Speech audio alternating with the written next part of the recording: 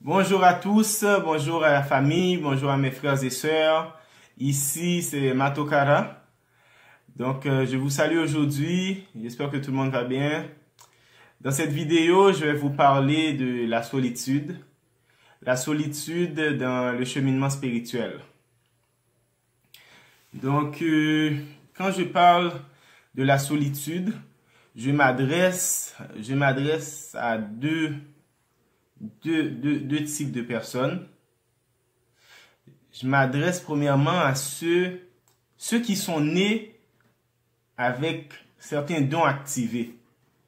Ceux qui ont eu des expériences depuis très jeunes et ils n'étaient pas entourés de gens qui pouvaient comprendre et accepter ce qu'ils vivent.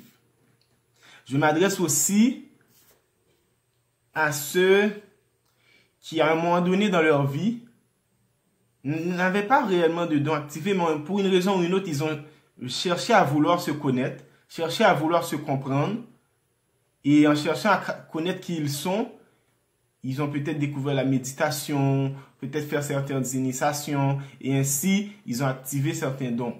Ils ont activé le troisième œil, ils ont activé leur ressenti, la clairvoyance, etc. Mais c'est que le cheminement, ils le vivent souvent seuls. La solitude dans le cheminement spirituel, il n'est pas facile. Il est extrêmement difficile. Ceux, par exemple, que depuis leur enfance, ils voient leur ami imaginaire. Des fois, c'est un animal. Des fois, il a une forme humaine. Mais il est le seul qui voit cet ami. Tellement que il doute. Il finit par douter de son existence parce que tellement que ses parents, sa famille lui dit que c'est dans ta tête. Ce que tu dis là n'existe pas. Arrête d'en parler. Arrête, sinon je vais te taper. Mais des fois, c'est ça les réactions des parents parce que soit eux-mêmes, ils ont peur d'eux-mêmes, ils ont peur de leur côté spirituel, de se découvrir. Ils ont peur que leur enfant soit pas accepté par la masse, par la société. Il y a des gens qui le vivent différemment. Parce qu'il y en a qui ont la clairvoyance très jeune. Ils rêvent, ils voient le futur, ils voient la journée de demain, ils voient des événements qu'ils ne comprennent même pas. Ils rêvent, ils se voient dans d'autres mondes. Ils voient des guerres, ils voient toutes sortes de choses. Ils voient des extraterrestres, des êtres avec des formes de marteau, des êtres en métal, des êtres de toutes couleurs. Ce n'est pas par hasard, mais c'est juste, c'est pas toujours facile de comprendre. Il y a des gens que je connais, depuis très jeunes, même en marchant, ils ont des visions. Ils entendent des esprits, ils essaient de dormir, ils voient des esprits qui frappent à leur fenêtre, même quand ils sont éveillés. Quand ils expliquent ça à leur famille, encore, vous êtes fous, arrête de divaguer, c'est n'importe quoi. Le message que je veux passer est que, tout d'abord, la majorité du temps, ce n'est pas la folie. Vous n'êtes pas fou. La majorité du temps, même si la science va facilement vous mettre dans un centre pour personnes un peu, vous comprenez quoi, qui a des problèmes un peu mentaux, mais ce n'est pas le cas de tout le monde. Beaucoup de gens, ils sont nés pour X raisons avec leurs dons activés. C'est naturel. Ça vient de la mère créatrice. C'est naturel. Il faut comprendre que réellement c'est naturel. Ce n'est pas un mal. Ce n'est pas une malédiction. Même quand vos propres parents, votre famille, vos proches, vos amis, peuvent vous tourner le dos si vous essayez d'en parler. Soyez patient, parce qu'un jour, vous trouverez les gens que vous êtes plus aptes à en parler. Des gens qui vivent les mêmes choses, des gens qui sont déjà prêts pour vous comprendre et dialoguer avec vous. C'est important. Ce n'est pas la folie que de voir des esprits, forcément. Ce n'est pas la folie que d'entendre des voix, que d'entendre même des discussions dans votre tête.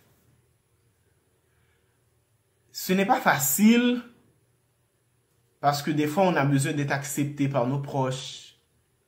Et l'incompréhension peut être très lourde, très dure, très difficile. Moi, je tiens à vous dire que, parce que certaines personnes, les dons étaient activés. Et graduellement, les êtres se sont cachés, se sont mis en retrait. Ils voyaient ces guides et ils ne les voient plus. Ils voyaient ces totems, des animaux, des loups, des chiens, des serpents, toutes sortes d'animaux. Mais il ne les voit plus. Et maintenant, il est soulagé. Il se dit, ouf, on ne me dérange plus dans les rêves. Mais il faut chercher à comprendre qu'est-ce que je voyais dans le rêve. Quand vous voyez un animal, un éléphant, un lion, ce que c'est, peu importe quel animal, qui vous court après dans un rêve, dans 2 rêves, dans 3 rêves. Depuis des années, il vous court après, mais il vous frappe pas. Peut-être qu'il ne veut vous pas de mal au fond. Il faut chercher à comprendre, à changer le rapport. La connaissance est primordiale pour vivre le cheminement spirituel. Il y a des gens qui s'activent, qui ouvrent leur 3e œil, qui vivent beaucoup de choses, qui font des voyages astraux, ils arrivent dans d'autres dimensions. C'est dangereux. C'est extrêmement dangereux quand on manque de connaissances. Quand on ne comprend pas toujours avec quels êtres on fait affaire, ça peut être très dangereux. Quand on entend des voix, mais d'où sortent ces voix? Qui sont-ils? D'où viennent-ils? Il faut chercher à vous connaître. Le message que je veux passer, c'est que le cheminement spirituel, la connaissance de soi n'est pas toujours facile. Surtout quand on la vit seul. Il y a des gens qui sont en couple et c'est un seul des deux qui cherche à se connaître spirituellement. L'autre est dans une religion, dans un autre dogme. Et celui qui essaye de changer de dogme, celui qui essaie de se connaître spirituellement profondément, des fois ça peut créer un divorce. Donc des fois ça peut être difficile.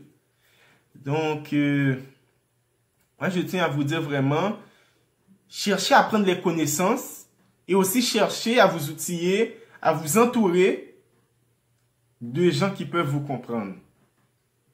Je ne dis pas ne fuyez tous vos amis parce qu'ils ne vous comprennent pas. Mais c'est lourd d'être toujours incompris. Donc il faut parler avec des gens qui sont dans un cheminement spirituel similaire et qui peuvent peut-être vous comprendre. Il faut quand même faire attention parce que toute personne dans un cheminement spirituel ne veut pas dire que ça peut être vos amis. Il y en a qui ne sont pas là pour faire du bien. Il y en a qui cherchent que des pouvoirs pour taper les autres, pour faire mal aux autres, manipuler les autres. Donc, la connaissance est l'outil. Tout comme les guides sont importants, se connecter à ces guides, c'est important. Tout comme parler à son soi supérieur, à qui vous êtes. Vous cherchez à vous connaître réellement est ultimement important. C'est important aussi de communiquer. Parce que vous vivez dans cette dimension. Donc, quand vous êtes tout le temps dans les voyages astro, là, dans d'autres dimensions, quand vous vivez des choses pendant des années, vous ne comprenez pas, ça peut amener à des dépressions, la tristesse, des frustrations, l'incompréhension. Donc, je vous dis, l'école Kimuntu peut vous aider par la connaissance ou bien prendre des soins avec moi ou avec Marakia peut vous aider aussi à mieux comprendre ce que vous vivez, à vous activer vos sens et à mieux vivre, à mieux balancer cette vie qu'on peut dire concrète, physique et spirituelle, même si que réellement les deux ne sont qu'un. Les deux ne sont que un. Mais au fond, cherchez à mieux vivre cette vie. Cherchez à mieux vous comprendre pour mieux vous accepter. C'est important, très important. Pour bien vivre, bien être bien là, bien heureux, il ne suffit pas d'atteindre les objectifs préconçus par la société. Il faut chercher à se comprendre et accepter, à comprendre ce que vous vivez. Donc, cette vidéo, c'était sur la solitude dans le cheminement spirituel. Mon nom c'est Matokara. Je vous remercie de votre temps, de votre patience. Et je vous dis, prenez soin de vous et à très bientôt. Contactez-nous sur maakia.com au numéro de téléphone affiché. Mettez les commentaires en dessous de la vidéo. Et gênez-vous pas pour vous inscrire et partager ces vidéos-là aussi à vos proches et à vos amis. Je vous remercie à tous. Je vous envoie beaucoup d'amour et je vous dis à très bientôt. Merci.